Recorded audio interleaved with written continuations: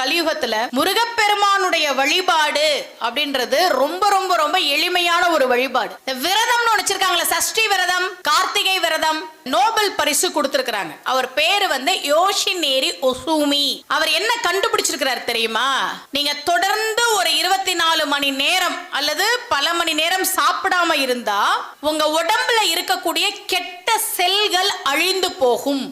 முக்கியமா நோயை உருவாக்கக்கூடிய செல்கள் இருக்குல்ல, அதுலயும் இந்த கேன்சர்லாம் உருவாக்கக்கூடிய செல்லாம் இருக்குல்ல, அதெல்லாம் அழிஞ்சு போகும்னு அவர் கண்டுபிடிச்சிருக்கிறார். நீ சாப்பிடாம இருந்தா உடம்புக்கு நல்லது, நோய் வராது, கேன்சர் போன்ற நோய்களே வராதுன்னு கண்டுபிடிச்சதுக்காக யோசினேரி ஒசூமி என்கிற ஜப்பானிய மருத்துவருக்கு நோபல் பரிசு கொடுத்திருக்காங்க. நமக்கு வழிபாட்டுல விரதம் தானே காலங்காலமா சொல்லி கொடுத்திருக்காங்க. விரதம் இரு, காலங்காலமா சொல்லி கொடுத்திருக்காங்க. நம்முடைய வழிபாட்டு முறை அப்படின்றது நம்முடைய நன்மை